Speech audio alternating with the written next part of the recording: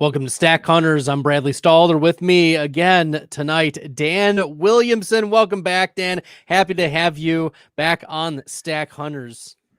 Happy to be here, Bradley. This is going to be fun. We've got some pros versus Joes, I think, to analyze tonight, and looking forward to chopping these up and seeing what we can do when it comes to our turn.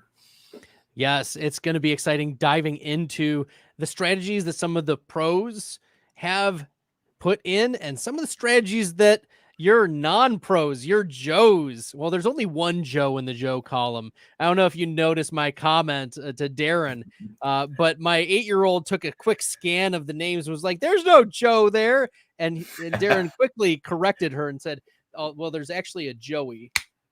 And I just killed a spider that was dive bombing me, in the middle of the podcast. So you know what? That's what I get. There's a little bit of, are you playing Centipede right now with the spiders? Jeez, oh, Pete, man, it's fun. Occasionally, I'll have spiders that dive bomb me in the middle of the podcast, and or I'll see like a bug crawling on the wall, and I'll try to somehow discreetly just like smash it or crush it, or because there's nothing worse than a bug disappearing on you in the middle of the podcast. Right. Because you got to have a supply of shoes next to you so you can just throw them at the wall and take care of that bug. I've got a few things that I can like smash against the, I've got the bug crushers, or I'll just use my hands. Just we'll get it done. So, Dan and I are going to examine the 3 pros versus Joes drafts that occurred. We're going to talk about the structures that some of the players took. We're going to notice some differences between the strategies of the pros and the Joes, and some of the teams that we like, maybe the decisions that we question or want to like maybe understand a little bit more. It may not fit for our types of builds that we would want to do.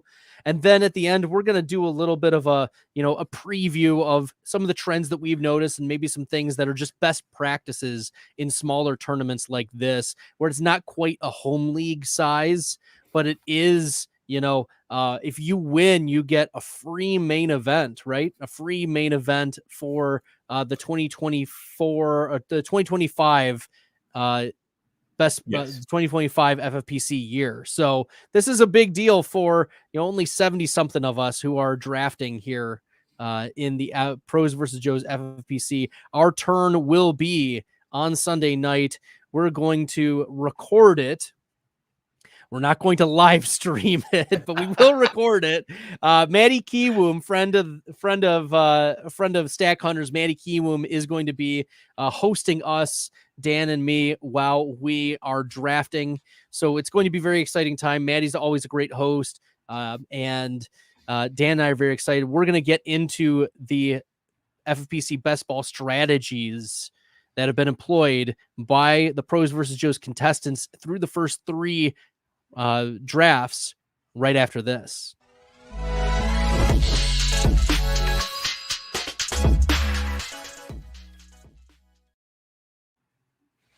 All right, Dan, look at us. We have the technology. We have the drafts pulled up. It is draft number 1, the live draft. So there are 7 drafts, I believe, that go on. 6 or 7, 6 live drafts. 7 total. And so this is the first of the live drafts that have been rattled off so far. For those who are not familiar with Pros versus Joes draft, it is hosted by the FFPC, but brought to you by Darren Armani and Fantasy Mojo. He's the one who organizes it. Shout out to Darren. He does a lot of awesome stuff with the FFPC in terms of ADP, in terms of win share, in terms of the exposures that teams have, the stacks that teams have. Those types of tools are extremely beneficial for you in the high stakes realm. So Dan, you can also speak to the way you use it, not just for the best ball, but also for the main events too. Yeah, because you've got ADP for basically every kind of tournament that there is. There's also ADP for just the standalone best ball leagues, Dynasty rookie drafts. I mean, you name it. Darren has got it on Fantasy Mojo. And if you're playing an FFPC, if you're at all serious about, trying to win some money instead of just, have a good time, then you probably want to be in on the Fantasy Mojo site as well, because I mean, if you're falling behind if you're not on it. So it's got just such great information. It's very well presented. You can drill down and get, big detail. I can look and I can see, for the past 3 days, exactly, what has Joe Mixon's ADP been in the best ball tournament. And then I can also click on Joe Mixon's name and get a scatter plot of where he's gone in every draft in the entire tournament. So I can see, is his value falling? Is it rising? What range is he trading in right now? Everything. It's all right there for me. So it just makes it so much easier to draft intelligently. The Pros versus Joe's tournament has been going on for 15 years. This is the 16th year that the Pros versus Joe's tournament has been going on. It's a lot of fun looking back and seeing like what seeing the history of the Pros versus Joe's in terms of like all-time standings. So just for kicks, the leader in all-time points is of course Darren, because he's been there the whole time.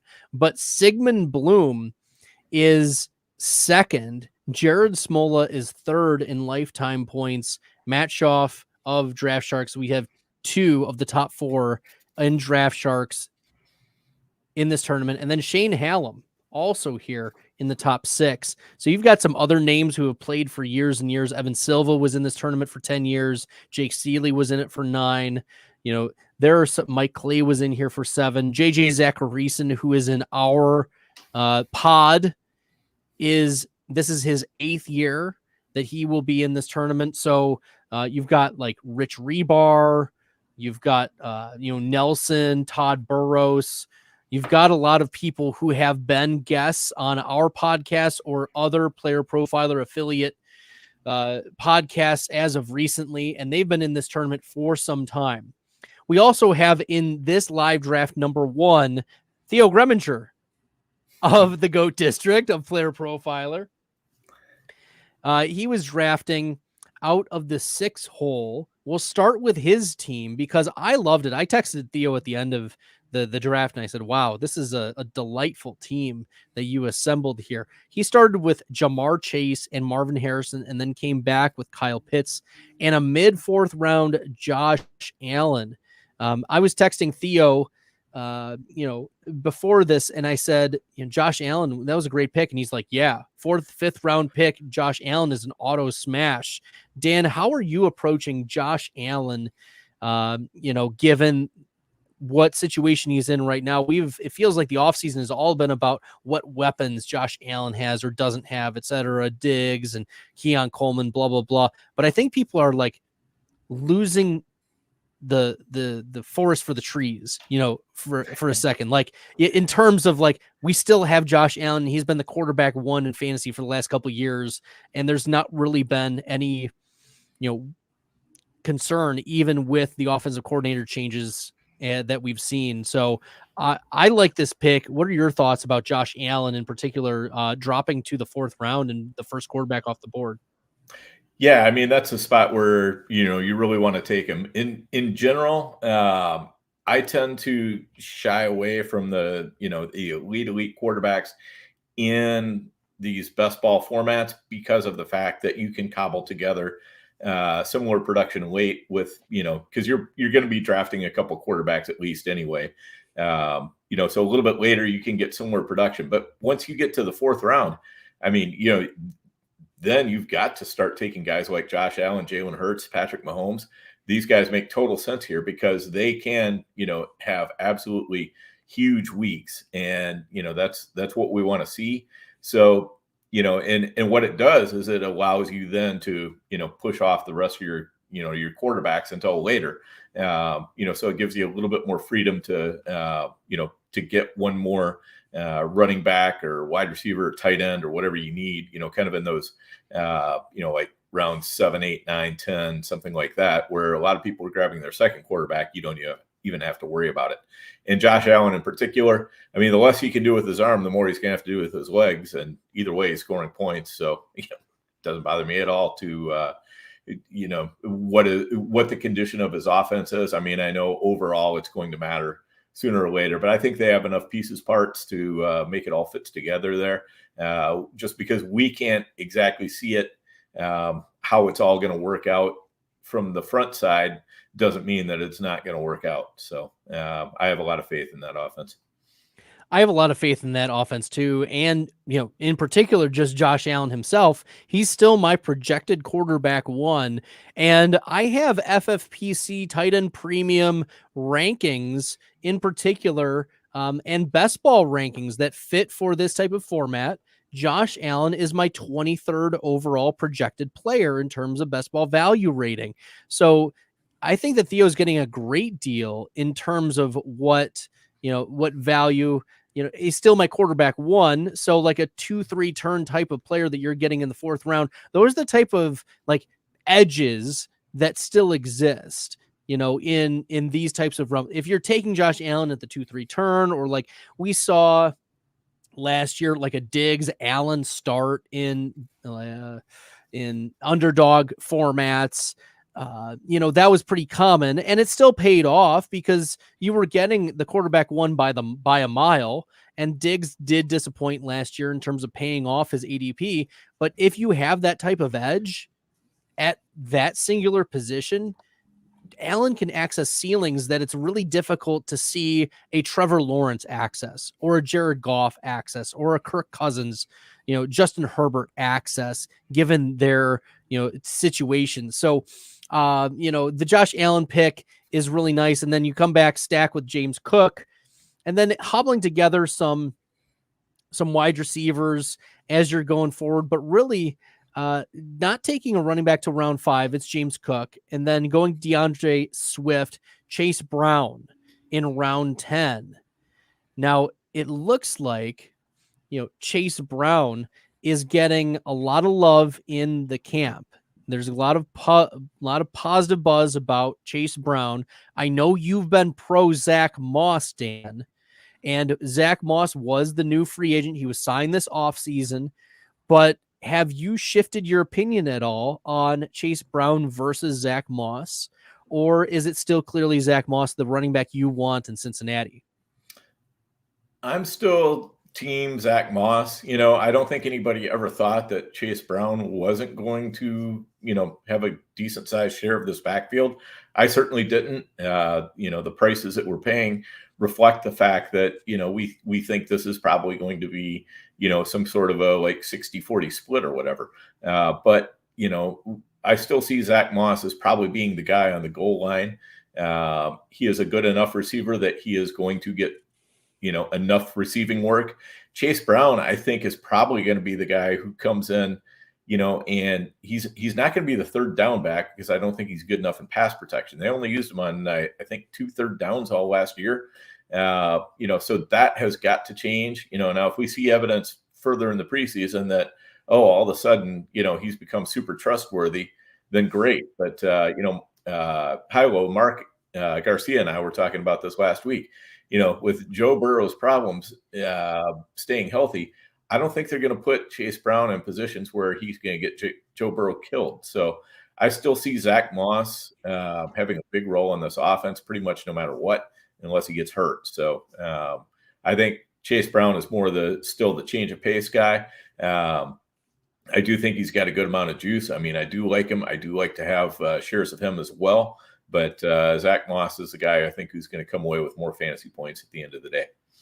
Well, and Pete Overzet seems to agree with you, because he was the one who selected Zach Moss about 1 round ahead of Chase Brown in this Pros versus Joe's live draft number 1 back on July 21st, just a few days ago.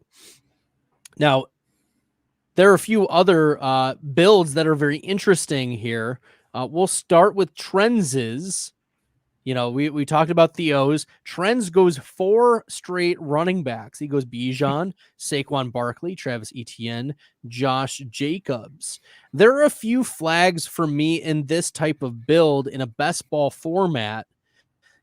This is not, start 2 running backs and 2 flexes on a week-to-week basis. If that was the case, maybe you could forgive a little bit of this, but I entered FFPC Pros versus Joes tournament for the first time last year, and I went robust running back a little bit. I still had Tyreek Hill in the first round, but I got Derrick Henry and a few other early running backs, and my team was awesome for the first half of the season.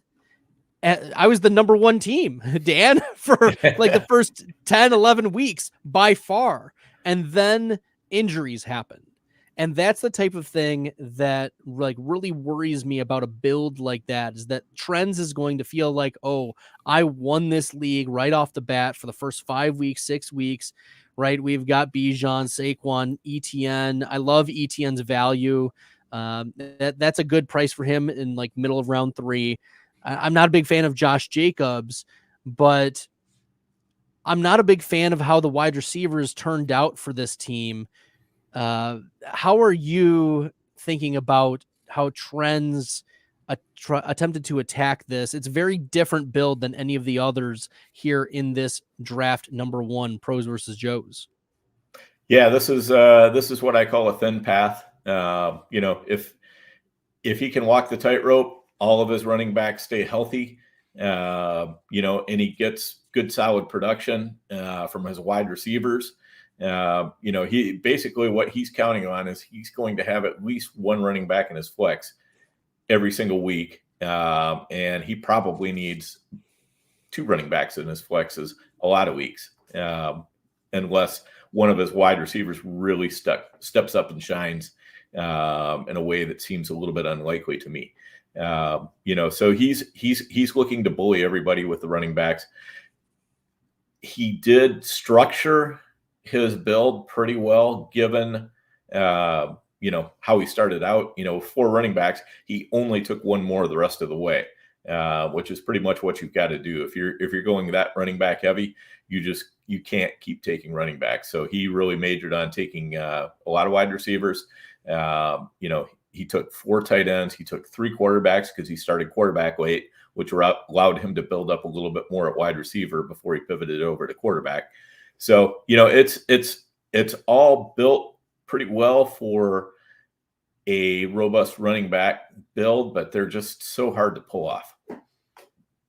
It is hard to pull off, and you have to give, credit where credit's due. You see some stacking with Dak Prescott, Brandon Cooks. You've got, the Will Levis, Calvin Ridley situation happening. You've got Daniel Jones and Daniel Bellinger, Chig Okonkwo as well with Will Levis. You've got some correlation with Dobbins and Quentin Johnston.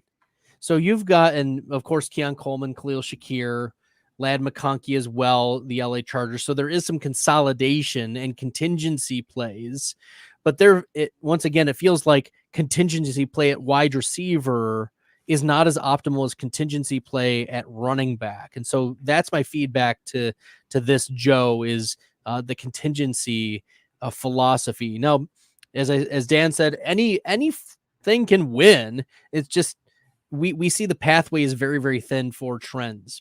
Another one that I wanted to get your feedback on, Dan, is Todd Burrows, friend of Stack Hunters. He's been on here a few times. Friend in the industry. He was at the 1-2 turn. Yep. And drafted double tight ends at that turn. Sam Laporta, Trey McBride. Now, I like Sam Laporta's value. I have him as my number 9 player in tight end premium. I like him. Nobody's going to be able to talk me out of him because I even lowered his touchdowns projection from 10 to 7, and he's still the number 9 player for me. And so I like the Sam Laporta pick, but what is the thought of getting a Trey McBride type? Because he has to automatically go into your flex, right? In that situation, we're only starting 1 tight end, but 2 flex spots. So you're automatically trying to fill the flex with the Trey McBride. Like, how often does this early double tapping of tight end in round 1 and 2 tend to work out? It's just not something that I see working very often, or I can't imagine is, a common way to win. Right. Exactly. It's not a common way to win. And, the first 2 picks being tight end, I think is a little bit different than like, having your second and fourth or second and third or something like that. I think that that makes it a little bit easier. But basically, when you do this, you need both of those tight ends to really hit a big way.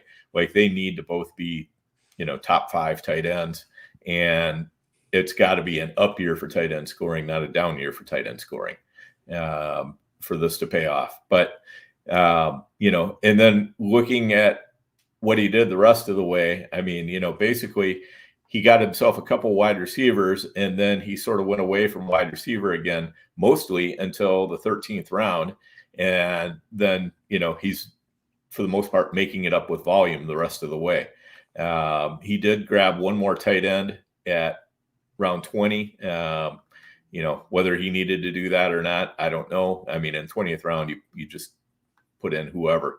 But I think he's also, he looks fine at running back. He looks fine at quarterback. But at wide receiver, you just wonder how this is all going to come together. You do have to wonder because, I like DJ Moore. I think Malik Neighbors is a player that is ascending. There are a lot of positive peripherals about Malik Neighbors. Obviously, the draft capital is there for a player like him. I wonder if he went 1 too thin at the running back position.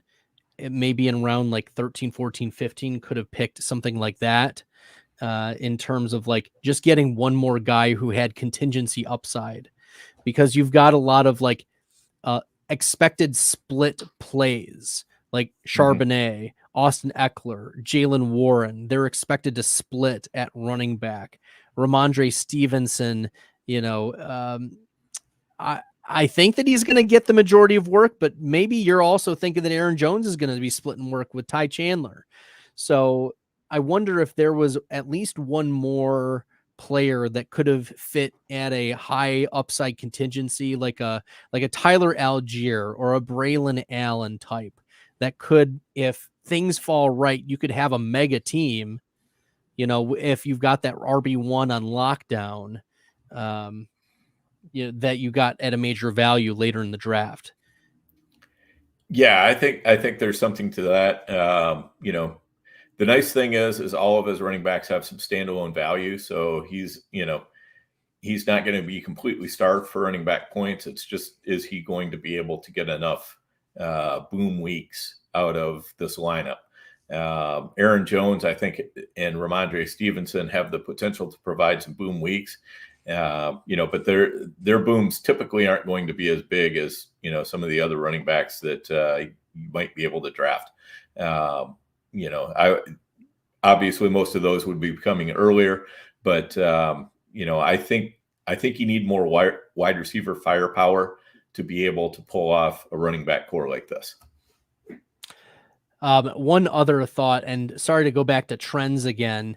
I know that we've all been like mostly out on Keon Coleman as like an industry. It's fun to hate him, et cetera, et cetera. But for Keon Coleman to fall to round 10, like the back end of round 10, like in looking at the board, it's just a massive value relative to what you're seeing in the DK streets, in the underdog streets. Like that's a player who's going in like the 70s overall, like 75s overall. And I understand that like the wide receiver room is not like as thirsty as those rooms have to be in the underdog DK streets.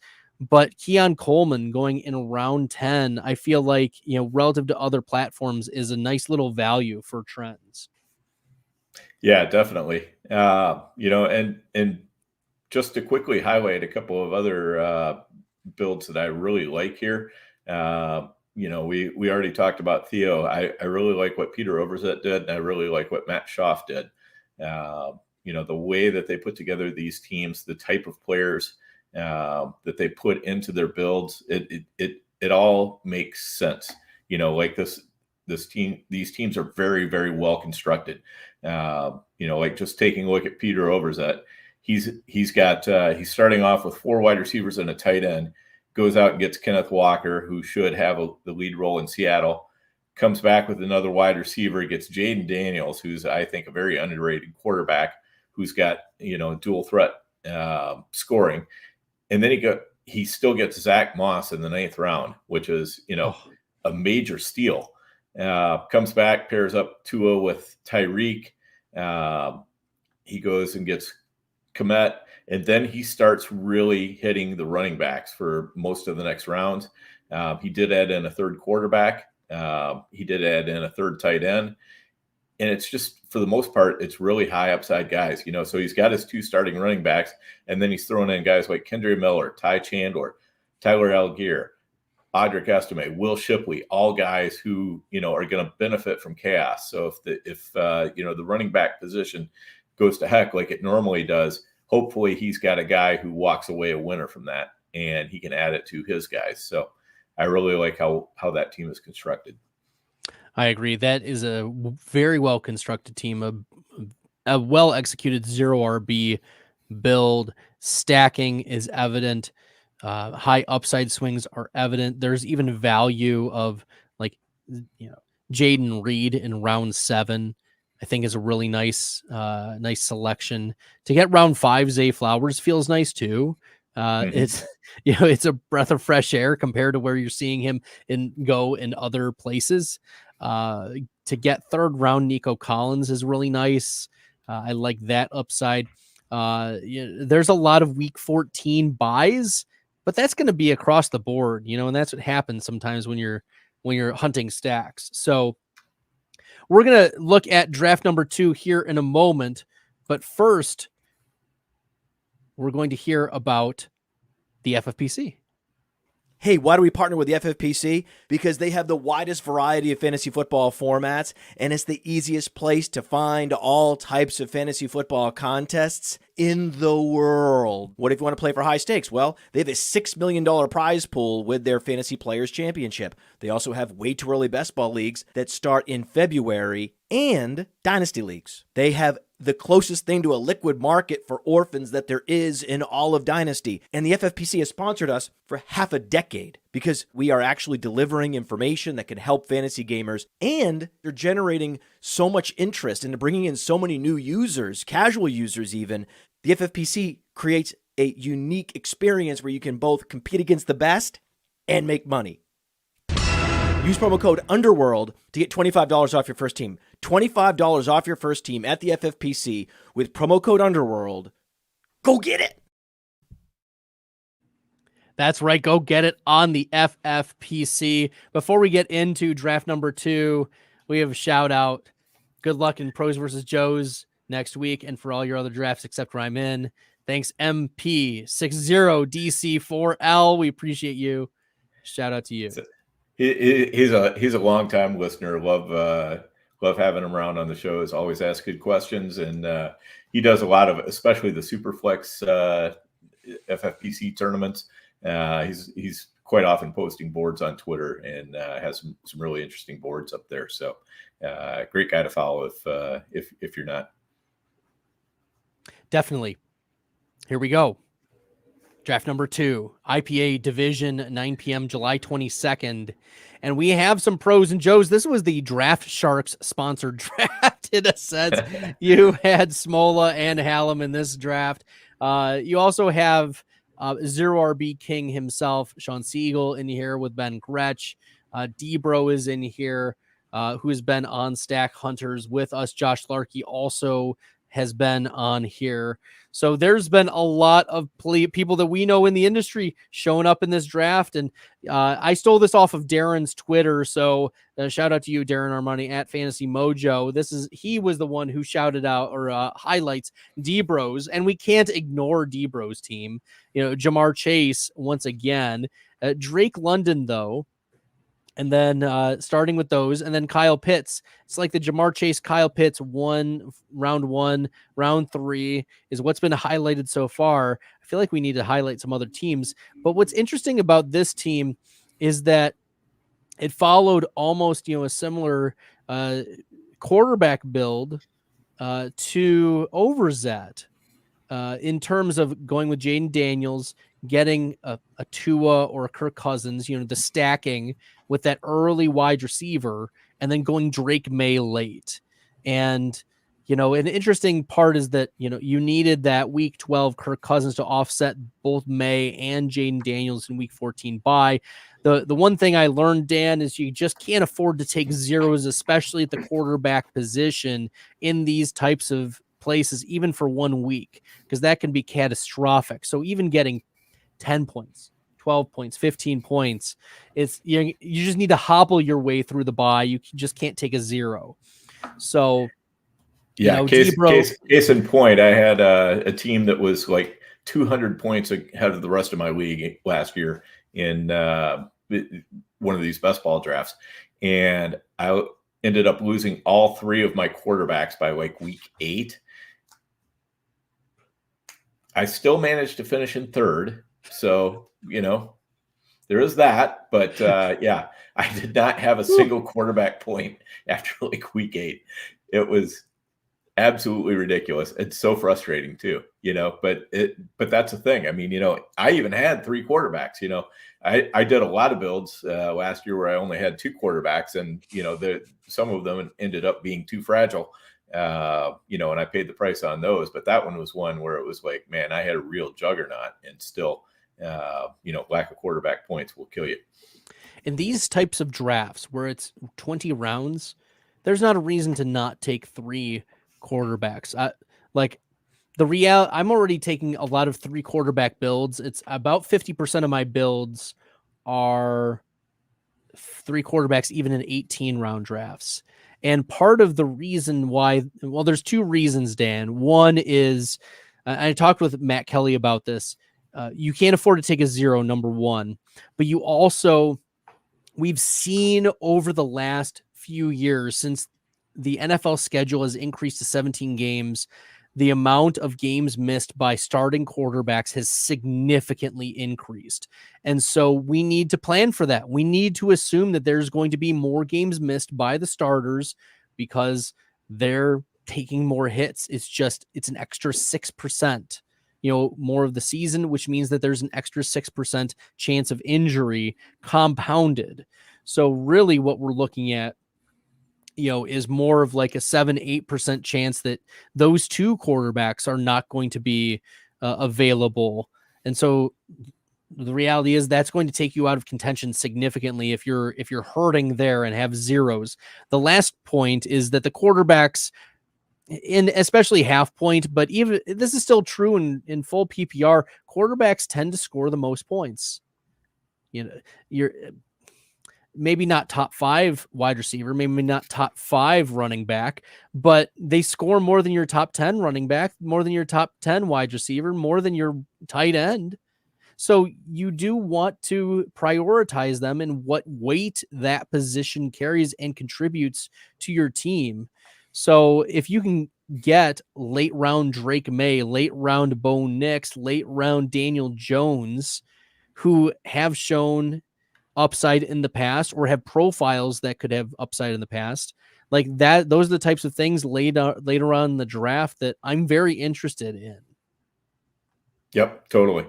And I think if you take a look at Debro's team, and then you take a look at Sean Siegel and Ben Gretsch's team, in a lot of ways they're almost like exactly opposite, at least as far as the wide receivers and running backs go.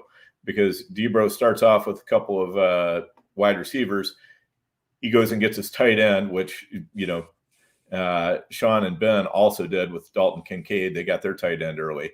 But then all of a sudden, Debro goes on the, he's like the dead zone running back king here with Mixon, Walker, Ramondre, Jonathan Brooks, and Brian Robinson, all, coming in basically what we sort of loosely define as the dead zone. And then he goes back and just starts hammering wide receivers for pretty much the rest of the draft.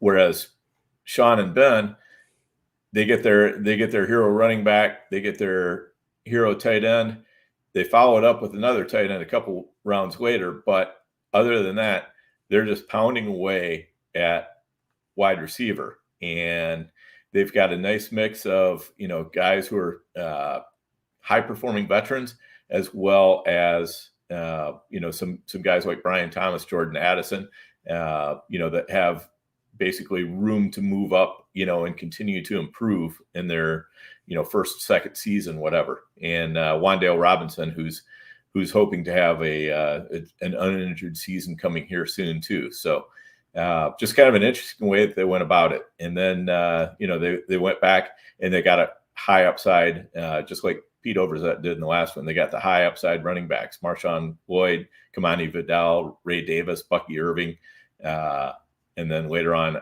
Isaac Garendo and Trey Sermon. So they've got a lot of high upside running backs. They're not concerned about the running back too. I mean, and you shouldn't be in this kind of thing, because sooner or later those guys are going to come through for you. If you're filling up your stat sheet at all the other positions, the running back too isn't going to matter that much. No, it really is not going to matter that much. And so the FFPC tournament, this type of scoring allows for a lot of different ways to win. And when you have so many different viable options in round 11 and beyond at the running back position that could find a pathway to significant touches of being an RB2 or top 30 option per week and just get you by, okay, great, fine, that'll work for you. As long as you're crushing at the other positions. So it's essentially making a bet that, the Jamar Chases of the world, the Drake Londons of the world are going to be, crushing. And then, I know Debro leaned into the dead zone, but there are some nice pieces there in full PPR where we've seen Joe Mixon, we've seen Ramondre Stevenson, get really involved in the passing game. Kenneth Walker, maybe not so much. He was a player that was, had a nice little floor, but the ceiling was lacking because of the pass catching. But, we saw another team, Cleary at the 1-2 turn take a slightly different approach than Todd did. He took Sam Laporta, but took Puka Nacua as well at the turn and didn't take a running back again until round 7, hitting Monty and Chase Brown, Trey Benson, Rico Dowdle. Is that another example that you like of going 0 RB, or those maybe running backs that you're kind of avoiding if you're building that way? No, I think he's got a build that can work. And that's the thing. I mean, we don't know the future, but David Montgomery is going to have a role all season long. If he's healthy, he's going to have a role. He's going to be scoring points. He puts a floor under your running back position. Chase Brown going to have a role for sure. Rico Dowdle going to have a role for sure. Trey Benson, super high upside rookie. Jalen Wright, super high upside rookie. And then he's got a couple of, backups that, could contribute. Samaje Perine, maybe he gets cut and signs with a different team, and could stumble into some value there. So, I think it's a well-constructed team. Cleary clearly knows what he's doing. I could not get that one out. I'm sorry. My diction was not clear. Clearly. We saw from Larky an AJ Brown, Saquon Barkley start along with stacking with Jalen Hurts. I love AJ Brown this year. He is one of my top players. He is in this FFPC best ball PPR format. He is my wide receiver 4 projected and my number 6 overall player. I'm huge on AJ Brown. He is my most drafted on DraftKings right now at 32%. I've also got 19% Jalen Hurts. And so, for me, stacking AJ Brown and Jalen Hurts is a bet that you're going to give it to the alpha of alphas. The median target share last year for AJ Brown, 31%. Like I know that like maybe he's the post hype sleeper. Yeah. I don't know if there's so much, there's so much like love that had been for AJ Brown for years. Oh, he's so great, blah, blah, blah, blah, blah. But he had a monster season in terms of target share last year. And he's like getting pushed back to the 1-2 turn, and I think that we're looking at like the shiny new toy of Marvin Harrison. Sometimes Harrison ends up going ahead of him in some drafts. Dan, I think it's a mistake to be fading AJ Brown here in 2024. I totally agree. Yeah, that's not a player I'm going to fade at all. If I'm in the back end of the draft, AJ Brown is going to be in play for me, basically from the basic 108 on, I'll be seriously considering him. Yeah, we're here for all of that. Couple thoughts here real quick, Bradley. Sure. We've been talking a lot about stacking, and one thing that's interesting in this tournament is, it's a tournament, but it's also really just a standalone league as well. Right. Because everybody who wins their standalone league is going to get that main event. So, that's the big prize. And of course, everybody likes the glory of being the number one overall of all the, all 7 leagues in the pros versus shows. I can attest to that feeling. It's quite nice. Back in 2022, and we're going to do it again this year. But the thing is, it's not really necessary to do a ton of stacking. Like, I don't care, I'm not looking for, week 17 correlations or anything like that in this tournament. The only reason that I'm stacking is because I need fewer things to go right when I stack. And I'm going to try to stack from good offenses. I might do a little bit of stacking from worse offenses later, but I'm not going to prioritize that as much as I would in a tournament setting where you're, fighting against hundreds, thousands of other people. So you don't have to get too crazy with the stacking or anything else. So it's okay for, to just go for value and, pluck off players that are presenting a nice value, whether they stack well or not. Don't worry about it. Yeah, player takes is so much more important in this type of tournament, and the standalone value is really key. Stacking, like as you said, there's no like week 15, 16, 17 in terms of playoffs. This is most points over the course of the 17 weeks, just within the 84 teams that are part of this tournament. So Dan and I will be looking to take this down here in just a couple months. The draft for us will be on Sunday, hosted by Matty Kiwoom. We'll be drafting. He'll be asking us questions. We'll be going about our business.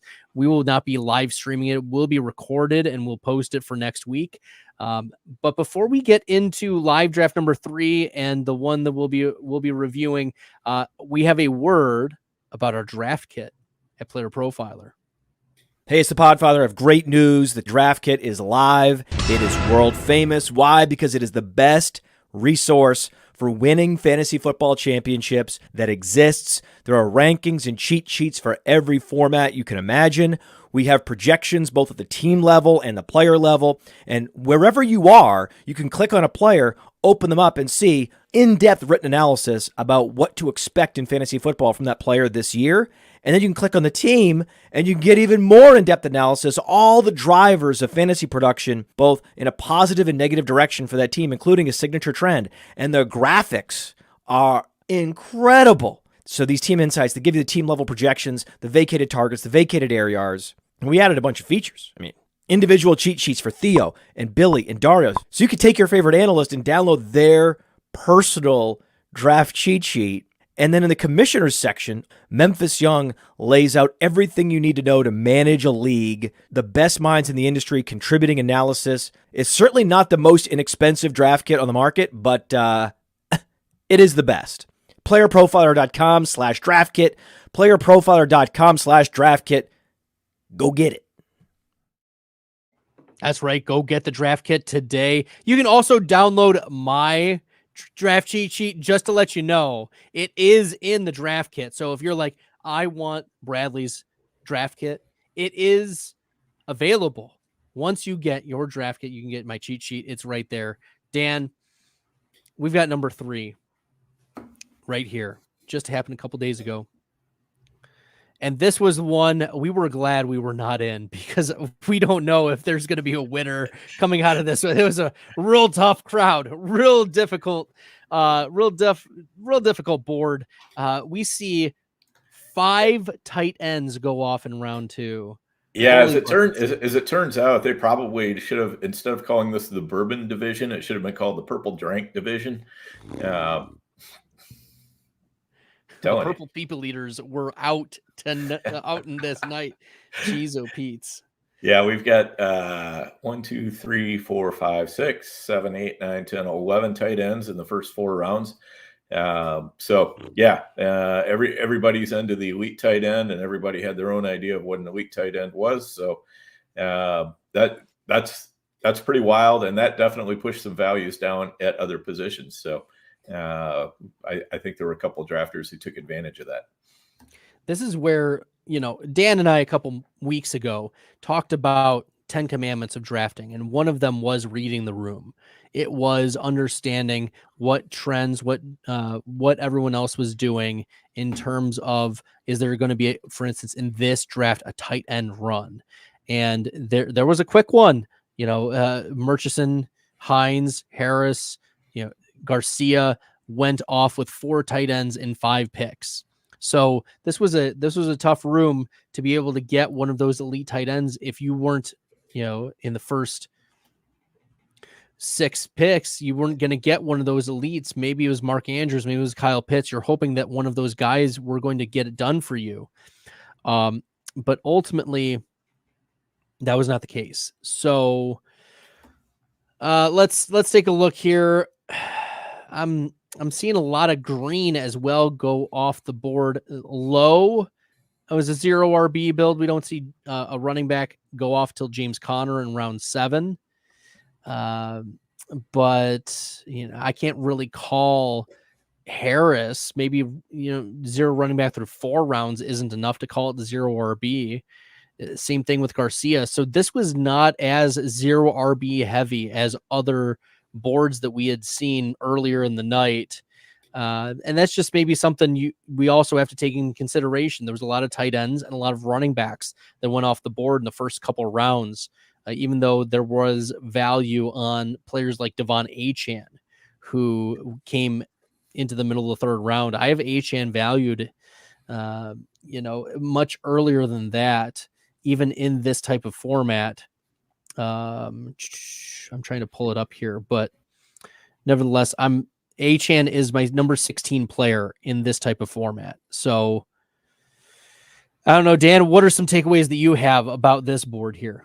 Yeah. So here we had 2 hero running back builds, team 1, Stone, and team 4, Dwayne McFarland. Both went with hero running back builds. Both went with an elite tight end, and they just pounded on wide receivers. Stone did slip in CJ Stroud in round 7, but he still got 5 wide receivers through 8 rounds. And then Dwayne got 6 wide receivers through 8 rounds. I think Dwayne's is just like a lesson in putting together a cohesive plan and executing it. He starts off hero running back with Bijan, comes back with Mark Andrews, grabbing that elite tight end, because I'm sure he was thinking, Andrews is going to disappear before he comes back around to me in the 3rd. So if I want him, I got to take him now. And then he can just, 1, 2, 3, 4, 5, 6 wide receivers: Collins, Neighbors, Pickens, McLaurin, Jaden Reed, Rome Odunze. So he's got a nice mix of veterans and relatively young receivers, rookies, so he can do a lot with those 6 receivers. And then he hits Jaden Daniels. And again, this is another thing, we have consistently liked the Jaden Daniels teams, because what they're doing is they're loading up on other positions. And then Jaden Daniels is that first quarterback who's got that, again, dual threat ability. And then now this is where he comes back. He's got Charbonnet, Zeke Elliott, Kendre, Jalen Wright, Kamani Vidal, Bucky Irving. So he grabs Zeke Elliott, who can hold down his running back 2 position, until the other guys start firing off. So he's in good shape for both of his starting running backs. He's got 6 guys who are in wide receiver who are vying for 2 wide receiver and 2 flex roles. So 2 of those guys are going to be on the bench every week. He's got Andrews in his tight end. He's got Jaden Daniels for his quarterback. He it's a well put together team. And then we had a kind of a similar build in the first slot. But what were your thoughts on Dwayne's build there in the 4-hole? Oh, it was beautiful. It was great. And in terms of like from rounds 1 to 15, I don't think you could have executed it better in terms of that. That was this is a master class in you've got solid floor or ceiling access from all of those wide receivers from rounds 3 to 8. You've got young budding star Roma Dunze with great draft capital. You've got Jaden Reed who's flashed. And if I'm wrong about Jaden Reed, oh boy, look out. Like that's the thing is like we know if our player takes on Jaden Reed, which I'm low on him. If we're wrong about that, look out. But he's not depending upon Jaden Reed, even from a flex consideration. There's 2 wide receivers, 2 flexes, and Jaden Reed is his 5th wide receiver. So really, it's gravy, whatever Jaden Reed can give from the spike week perspective. And we've seen that happen with the injuries in Green Bay. Terry McLaurin is stacking with Jaden Daniels. Zach Ertz stacked with Jaden Daniels. You've got other pieces here. The Russell Wilson, Roman Wilson stack near the end is very nice. And so you've got, I wonder about, that late Gardner Minshew. I wonder if he was just worried about getting a 3rd quarterback. Maybe not. Maybe it just ran out of viable quarterbacks that he could have selected, but maybe that's the only one that I'm like eyebrow raising. But I like Greg Dulcich, round 19. He's been getting a lot more positive buzz as of late. He was a nice little tight end his rookie year, and then last year was gone because of the injuries most of the season. But this is like the structure is exactly what you want to be targeting if you're going for like a hero RB type of build. You get your Bijan, you get your Andrew Staple, you push quarterback and running back, that RB2 spot. But the push of quarterback is kind of like the Anthony Richardson from last year. Like Jane Daniels is being treated that way, where he has massive, massive upside in terms of the rushing ability, but because he's a rookie and we haven't seen it yet, he's getting pushed down. And I think that's another reason why, Dan, you and I are both liking the Jaden Daniels teams and their structures. And because the teams who are selecting him know who Jaden Daniels is from a fantasy perspective. So, I mean, look, this is a team that I think is going to be in real contention, and it's going to be interesting which of the running back 2 is going to pop up. But that's the part of best ball that's really nice. You don't have to set a lineup here. Yep, exactly. Yeah, it's really well done. I talked with Dwayne afterwards, and I told him I thought he absolutely killed it, and he said the same thing about rounds 1 through 15. He really liked. He said he goes round 16 through 20. He goes, I kept missing my players by 1 or 2, but so sometimes you don't get everybody that you want. But yeah, I think through the first 15 rounds it went as well as it possibly could, and he's still got good players the last 5 rounds too. So nothing to cry about there. No, not at all.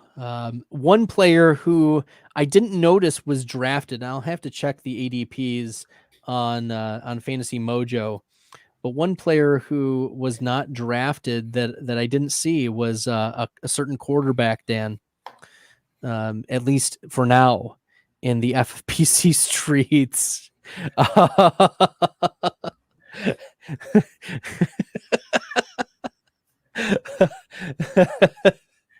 We'll see if that might be able to differentiate teams moving forward, but it's just interesting. I think one thing that as Dan and I are preparing for these drafts, there's an advantage to getting some value in drafting early in these types of tournaments. Like, you don't know who everyone else is going to go with and find out, but you also we have like the quote unquote ADPs. Now we kind of have the boards for what these look like for the next few. And yes, it is the Wild West, and yes, it is its own closed tournament. So there's a certain level of variance that exists, but there is an advantage to having this type of examination where we look a little bit deeper at the structures and the builds and what we've seen come away from these three boards, saying we like how these teams are structured. We like how these players fell or were laid out to these teams. And these were the structures that we think could win. So, any other takeaways from this or any thoughts as we are preparing for our draft on Pros versus Joes on Sunday? I think the main thing is it seems like most of these teams really had an idea of how they wanted to go about putting together their teams. I mean, there's very few teams that are poorly constructed in the three boards that we've looked at. You can see the logic and the reasoning behind every single team, and most of them make a lot of sense structurally, internally. Some people were either forced or chose to go into a different sort of build, like the robust running back build in the first board. But if you're going to do it, that's the way to execute it, is the way that player did. So it's fun to see these things unfold. They're a lot of fun to make sure you catch the broadcast. I mean, we're going to have ours up 4 days after it occurs, so you can hear how we went about ours, but also the FFPC broadcasts every one of these live, and that's a lot of fun too, because you'll hear from several different players that are participating in the draft and kind of get their thoughts as they're putting together their teams. Yes, you'll be able to see how Dan and I are constructing without the commentary from us and without Maddie, Kiwoom, who's going to be hosting us on Sunday, asking our insights as we're going through it. But it's always a lot of fun. That last year, it was great having Jack Kavanaugh do it for me. When I was drafting, it really helped me focus, because it's one of the, we'll pull back the curtain. It's a little difficult to both host a podcast and do a high stakes draft at the same time, because we're thinking about strategy. We're considering ADP. These are, micro and macro decisions that are occurring in the moment. And yes, it is a 60-second clock, not like a 30-second, or, sometimes Underdog has been running those 15-second clocks, but there is a little bit more time. But you also have to consider, a lot more, and there's a lot more riding on this. And we want to put a good product together. This is not toilet drafting. This is not your sit on the toilet. I'm waiting for, number 2 to come out so that I can rush through a draft. No, we're focused. We're going to give some really strong advice. We're going to construct teams that are going to be extremely competitive. And there's some really, really competitive teams through the first 3 draft boards that Dan and I were able to examine and look at. So hopefully this was really helpful for y'all in terms of how you're approaching your drafts and your FFPC best ball drafts and other on other sites as well. But shout out to Darren Armani, shout out to the FFPC, and thank you for our invitation. We appreciate it. Dan, any last comments before we sign off tonight? Yeah, just real quick, if you are interested in getting into this draft in next year or any other year, I don't think we ever covered exactly how you do that. But basically, to be a Joe in this draft, you have to sign up for a main event before the deadline, which I believe is generally in late May, early June. Sign up before then, which you're going to get the early bird discount anyway. So that's going to also help you out to get signed up early. And then your name will be put in the drawing. And for every team that you signed up for, you'll get your name in that drawing. So if you sign up for 3 or 4 main events, you'll get your name in there 3 or 4 times. If you sign up for 1, you'll get your name in there 1 time. But it's really cool though. I mean, I got drawn as a Joe before, and I think I had 2 teams, so it's not hard to get at it. I mean, there are always Joes who only have, have only entered one time, and their name got drawn. So nice thing to do, a lot of fun, and it just kind of gives you an incentive to get that, just go ahead and at least get one of your entries in early so that you can be eligible for this, because then who knows, you might win a free main event for next year. There you go. Well, Dan, it's going to be a lot of fun drafting with you on Sunday. If you have any questions, if you want to give us shout outs, we appreciate it. Give us your well wishes. We're going to be putting up a good product for y'all on Sunday. Check it out. The FFPC, they'll be doing their live broadcast, with the usual suspects, Balky and a few others who are on that. And so we appreciate it, and wish us luck. All right. Until next time, everyone, good luck in the best ball streets. On behalf of Dan, I'm Bradley. You can follow us on Twitter at Overhyped Sleeper, at FF Stalder. Make sure you're checking out Player Profiler, the draft kit, the newsroom, all of it. Till next time, best of luck, everyone. From the Podfather to you, I deeply appreciate you tuning in. And many ask, what can I do? What can I do to help support the hosts, the research they do, the production costs? Go to playerprofiler.com, Dynasty Deluxe, World Famous Draft Kit, Rankings, DFS Dominator, and of course, data analysis. Subscribe to any one of those, and you support all of us and take Player Profiler to the moon.